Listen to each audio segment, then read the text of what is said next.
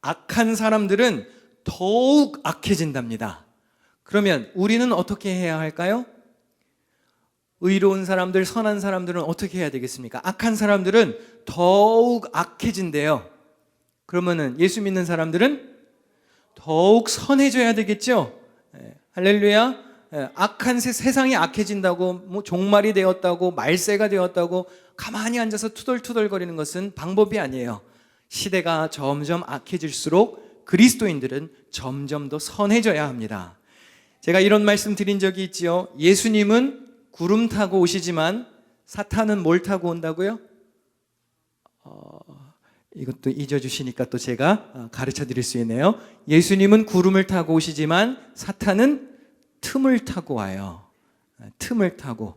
악한 영에게 틈을 주지 않으려면 무엇이 있어야 되겠습니까? 무기가 있어야 됩니다. 성령의 검, 곧 하나님의 말씀으로 단단히 무장해야 합니다. 그러려면 어떻게 해야 할까요? 우리 디모데후서 3장 14절을 읽겠습니다. 너는 배우고 확신한 일에 거하라. 배우고 확신한 일에 거해야 합니다. 열방성서대학의 유일한 목표는 진리의 말씀을 잘 가르쳐서 그 말씀 위에 성도들이 굳건히 서도록 하는 일입니다. 우리는 평생 배우다가 죽는 것입니다. 하나님의 말씀은 배워도 모자랍니다. 성경에는 보니까 구원에 이르는 지혜가 있다고 그랬습니다. 성경에는 교훈과 책망과 바르게 함과 의로 교육하기에 유익하다고 그랬습니다. 또 하나님의 사람으로 온전하게 해서 모든 선한 일을 행할 능력을 갖추게 한다고 말씀하고 있습니다. 이 좋은 하나님의 말씀을 배워야 되겠습니까? 안 배워야 되겠습니까? 힘써 배워야 되겠죠. 제가 2달 전에 이 AMBC를 시작하면서 그런 말씀을 드렸어요. 우리가 밭을 한번 갈아엎읍시다. 이게 여러분들을 힘들게 하려고 했던 발언이 아닙니다. 제 유익을 위한 발언도 아니었어요. 밭을 갈아서 뭐 하자는 건가요? 거기에 좋은 열매를 씨앗을 심자는 것입니다. 본질로 돌아가자는 것입니다. 말씀으로 회복되자는 것입니다. 지금까지 부족한 종의 안내를 따라 좋은 마음을 가지고 잘 따라와 주셔서 참 감사합니다. 설마 뭐 제가 교회를 망가뜨리려고 오지는 않았겠죠. 그렇죠? 열방교회 무너져라 이러고 제가 오지는 않았을 거 아니에요. 그렇죠? 아무렴 제가 교회를 어떻게 해서든지 살려보려고 힘쓰고 있겠죠. 어떻게 하면 5년 후에, 10년 후에, 20년 뒤에도 우리 교회가 건강하게 잘 자라날 수 있을까 고민하며 미래를 준비하고 일하지 않겠습니까? 밭을 간다는 것은 다시 말하면 우리의 마음을 부드럽게 하자는 것입니다. 거기에 복음의 씨앗을 심기 위해서 우리의 마음을 부드럽게 하자는 것입니다. 에스겔 36장에 이런 말씀이 있습니다. 함께 읽겠습니다. 시작. 새 영을 너희 속에 두고 새 마음을 너희에게 주되 너희 육신에서 굳은 마음을 제거하고 부드러운 마음을 줄 것이며. 여러분, 땅이 너무 딱딱하면 씨를 뿌려도 어떻게 되나요? 씨가 심겨지질 않습니다. 땅이 너무 단단하면 트랙터도 밭을 일구지 못합니다. 제가 시골에서 목회할 때 이 교회 옆에 조그만한 밭이 있었습니다. 10년 넘게 한 번도 갈아본 적이 없는 땅이었어요. 그래서 성도들이 뭘 좀 심어보겠다고 그래요. 그래서 그 자리에다가 밭을 안 갈고 콩이랑 옥수수랑 뭐 이런 걸 심으셨더라고요. 그런데 저는 도시에서만 자라가지고 이게 깻잎이 깨의 이파리인지도 몰랐어요. 깻잎이 깨의 잎이라는 사실을 아세요? 그걸 아셨어요? 대단하시네. 저는 깻잎이 깨의 잎인지 몰랐어요. 그게 길가에 막 있길래 웬 잡초야 이러고 나서 다 죽였단 말이에요. 근데 그게 깻잎이더라고. 근데 할머니 권사님이 뭐 콩도 심으시고 옥수수도 심어요. 근데 이게 한 번도 갈아엎어 본 적이 없는 땅에다 그걸 심으니 그게 잘 자라겠습니까? 제가 잡초인 줄 알고 풀약을 열심히 뿌렸어요. 그래서 이거를 다 죽였죠. 그랬더니 다음 주일에 그 할머니 권사님이 오시더니 다 죽였시요? 이러시더라고. 이거 안 되겠구나. 땅을 엎어야 되는 거구나. 그래서 성도들이 뭘 좀 심겠다 그래가지고 동네 아저씨한테 트랙터를 좀 가지고 와서 한번 엎어주세요 그랬어요. 근데 이 아저씨가 와가지고 한 30분 꾸역꾸역 일하더니 못하겠시오 이러더니 가는 거예요. 10년 동안 한 번도 땅을 안 갈아엎으니까 트랙터도 못 지나가더라고요. 그래서 겨우겨우 포크레인으로 뒤집어 엎었어요. 우리의 마음을 새롭게 개간해야 하는 이유가 무엇입니까? 그 속에 말씀이 자라게 하려면 마음밭이 부드러워야 된다는 얘기입니다. 선하고 거룩한 열매를 맺게 하자는 것이죠. 예수님이 여러 가지 사역을 하셨습니다. 기적도 일으키시고 치료도 하시고 말씀도 가르치셨죠. 그런데 어떠한 동네에 가서는 예수님이 능력을 행하시지 않습니다. 왜 그런지 아시나요? 예수님이 무능력해서가 아니에요. 예수님을 잣대질했어요. 사람들이 목수의 아들 나사렛에서 뭐가 선한 게 나와. 예수님을 저울질하고 판단하고 이러니까 예수님이 거기서 뭐라고 나와 있냐면 마가복음에 거기서는 아무 능력도 행하실 수 없었더라 나와요. 아무리 예수님이 그 마을에 지나가셔도 사람들의 마음밭이 건강하지 않으면 예수님도 그냥 지나가신다 그 말입니다. 여러분들 세우신 종을 믿고 잘 따라주셔서 감사드립니다. 우리가 한 마음이 되어서 합력하여 선을 이루기를 소망합니다. 하나님께서 선하신 길로 인도하실 것을 믿습니다. 우리 교회가 원래도 좋은 교회였지만 더 좋은 교회로 거듭날 줄로 믿습니다. 예배하는 일에 모이는 일에 힘쓰는 교회가 되기를 원합니다. 성경을 배우는 일로 바쁜 교회가 되었으면 좋겠습니다. 찬양 소리로 시끄러운 교회가 되었으면 좋겠습니다. 교회가 북적북적해야 됩니다. 소리도 시끄러워야 됩니다. 단 찬양 소리로 시끄러워야 됩니다. 시편에 보니까 각종 악기로 각종 춤과 박수로 큰 소리로 찬양하라고 그랬습니다. 우리 교회가 그런 교회가 되기를 원합니다. 서로 사랑하고 덮어주고 감싸주는 교회가 되어야 합니다. 바르게 일하고 정직하게 일하고 공정하게 일하는 교회가 되어야 합니다. 그래서 어떠한 교회를 이루어야 하느냐? 하나님 마음에 합한 교회를 이루어야 합니다. 이 뒤에 멋있게 디자인을 붙여놨습니다. 저기 문구를 하나 새겨 넣었는데 혹시 보이시나요? 하나님 마음에 합한 교회라고 붙여놓았습니다. A church after God's own heart. 사실 이게요, 유튜브 방송을 보시면 왜 붙였는지 이해하실 거예요. 이게 저기 뒤에가 허해가지고 제 얼굴 초점을 카메라가 잘 못 잡더라고요. 그래서 제가 주목받으려고 좀 붙여놨습니다. 근데 이 제 목회의 비전이에요. 하나님 마음에 합한 교회. 세상 마음에 합한 교회 아닙니다. 어느 특정 장로님이나 권사님이나 집사님 마음에 합한 교회 아니에요. 목사 마음에 합한 교회 그것도 아닙니다. 하나님 마음에 합한 교회가 되어야 합니다. 하나님의 마음에 합한 교회가 되면 반드시 사람을 이롭게 하는 교회가 될 것입니다. 그런데 사람을 먼저 생각하고 사람 마음에 합한 교회를 이루어가면 그게 반드시 하나님을 기쁘시게 하는 결과로 꼭 이어지는 것은 아닙니다. 우리 교회가 가장 우선적으로 하나님의 뜻이 무엇일까?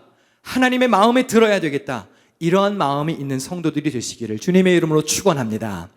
예수님이 이 땅에 계시는 동안 많은 일들을 하셨습니다. 전도도 하셨고 병자들도 고치셨고 소외된 사람들이나 이런 분들을 만나서 이야기도 들어주셨습니다. 그런데 예수님이 하신 일들 중에 가장 많은 비중을 차지하는 일이 무엇이냐?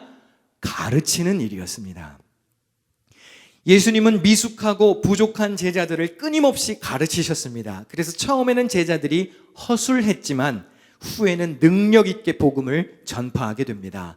예수님의 가르침을 받은 제자들은 후에 부흥의 불길을 곳곳에 퍼뜨리는 능력 있는 사람들로 거듭나게 되었습니다.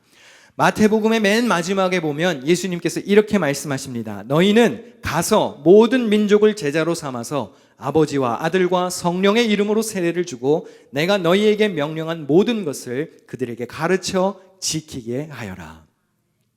예수님이 마지막으로 제자들에게 명령하신 것이 무엇입니까? 하나님의 말씀을 가르치라는 것입니다.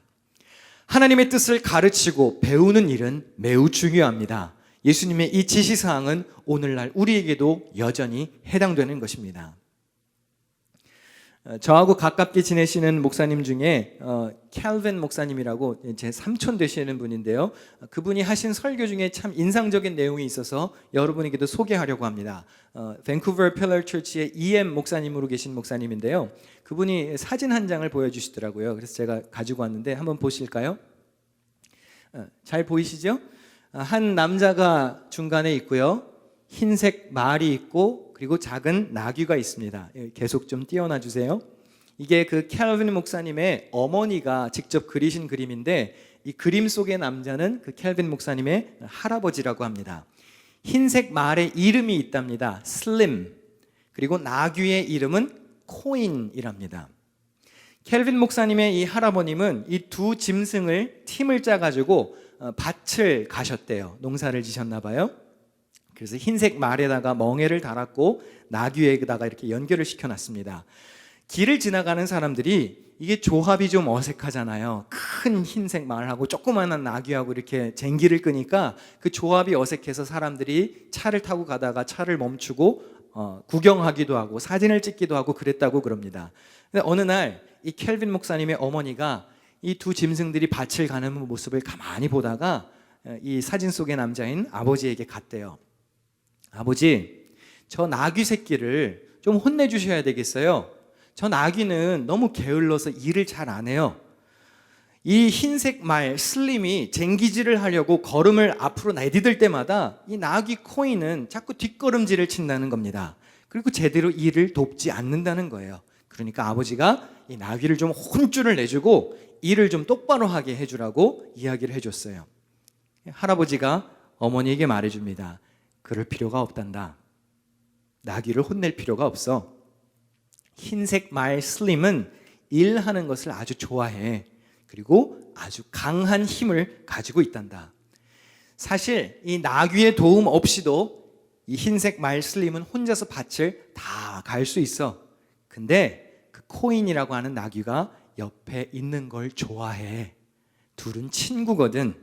같이 일하는 것이 좋으니까 그냥 붙여놓자는 것입니다. 켈빈 목사님 어머니가 그 이야기를 듣고 예수님과 함께 멍에를 맨다는 것이 어떤 의미인지를 깨닫고 이 그림을 그렸다고 그래요. 이 그림에서 나귀는 누구를 상징할까요? 나귀는 우리를 상징합니다. 흰색 말은 누구를 상징할까요? 예수님을 상징합니다. 예수님은 우리와 함께 일하기를 원하십니다. 예수님 홀로 강하시지요. 혼자서 다 하실 수 있습니다. 그러나 주님은 우리가 주님 곁에서 동행하기를 원하십니다. 오늘 본문 말씀을 한번 같이 보실까요? 마태복음 11장 29절과 30절입니다. 같이 읽겠습니다. 내 멍에를 메고 나한테 배워라. 그리하면 너희는 마음에 쉼을 얻을 것이다. 내 멍에는 편하고 내 짐은 가볍다. 여기 29절에 보시면 조금 이상한 말씀이 있습니다. 쉼을 얻을 것인데 쉼을 얻으려면 무엇을 하라고 그러나요? 멍에를 메라는 거예요. 멍에를 메고 와서 배우라는 겁니다. 그러면 쉼을 얻는데요. 여러분 상식적으로 우리가 쉼을 얻으려면 어떻게 해야 됩니까? 집에 가서 그냥 누워서 자빠져 자는 게 쉬는 거잖아요. 그런데 예수님이 뭐라고 말씀하시냐면 멍에를 메고 오라는 거예요. 그리고 와서 배우라는 겁니다. 그러면 참된 rest, 쉼을 얻겠다는 것이죠. 무슨 뜻입니까? 진정한 쉼은 주님 안에서 이루어질 수 있다는 것입니다. 예수님은 제자들에게 멍에를 메고 배우라고 하셨습니다. 제자들이 예수님의 곁에서 그분의 일하시는 모습을 바로 옆에서 지켜본다고 생각해 보십시오. 예수님이 언제 힘을 주시는지, 언제 힘을 빼시는지 주님께서 일하시는 호흡과 리듬을 배우게 될 것입니다. 사람을 치료하실 때 어떻게 일하시는지, 사람들과 대화하실 때 어떻게 하시는지, 가르치실 때는, 기도하실 때는 어떻게 하시는지 바로 옆에서 보며 그분의 발걸음을 그대로 따라갈 수 있을 것이죠. 신앙생활을 하시다가 여러분 어려움을 만나시거든 이 그림을 한번 떠올려 보시기 바랍니다. 주님이 가시는 길을 따라서 내가 발을 맞추어 걸어가야 되는데 혹시 내가 원하는 방향으로만 가려다가 자꾸 발이 꼬이고 몸이 힘들고 그런 것은 아닌지 한번 돌아볼 수 있어야 합니다. 미국에서는 이렇게 말을 이용하는지 모르지만 여러분 한국에서 예전에 밭을 갈 때는 주로 어떤 짐승을 사용했죠? 소를 썼습니다. 소 한 마리가 쟁기 끄는 것을 뭐라 그러죠? 농사를 안 지어보셨군요. 소 한 마리가 쟁기 끄는 거를 호릿소라고 그래요. 그러면 소 두 마리가 쟁기 끄는 걸 뭐라 그럴까요? 겨릿소라고 그럽니다. 평지에서는 주로 호리쏘를 사용합니다. 그런데 산이나 경사진 밭이나 돌이 많은 땅이나 넓은 밭을 갈 때는 주로 지금 이제 화면 그림에 뜰 겨리쏘를 사용합니다. 이 농부가 겨리쏘를 쓸 때는요, 방법이 있어요. 똑같은 힘센 쏘를 쓰지 않습니다. 한쪽에는 경험이 많고 힘도 센 능숙한 소를 배치합니다. 이 소를 뭐라고 그러게요? 안쏘라고 불러요. 안쏘. 그리고 다른 쪽에는 경험이 별로 없고 힘도 약하고 초보자 소를 배치합니다. 이 소를 마라쏘라고 부릅니다. 안쏘와 마라쏘가 같이 멍에를 메고 쟁기를 끄는 겁니다. 그런데 이 두 소가 똑같이 일하느냐? 아니에요. 거의 대부분 일을 누가 할까요? 안쏘가 합니다. 경험이 많은 안쏘가 다 쟁기를 끌어요. 그러면은 마라쏘는 뭐 하는 거죠? 그냥 따라가는 거예요. 초보자인 마라쏘는 안쏘가 가는 방향대로 그냥 끌려 따라가는 겁니다.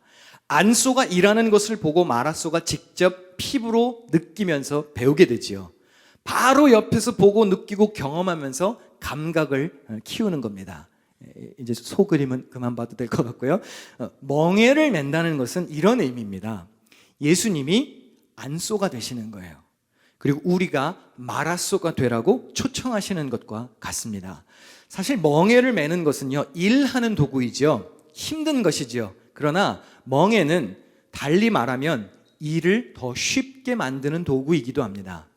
예수님과 함께 멍에를 맨다는 게 무슨 뜻입니까? 주님이 어떻게 일하시는지, 어떻게 걸으시는지, 어떻게 힘을 쓰시는지 옆에서 같이 따라가며 노하우를 터득한다는 뜻입니다. 때로는 주님께서 가시는 발걸음을 우리가 모르기 때문에 발을 헛디딜 수도 있습니다. 넘어질 수도 있습니다. 발이 꼬일 수도 있습니다. 내가 생각한 대로 예수님이 안 가시기 때문에 내가 실수해서 다칠 수도 있습니다.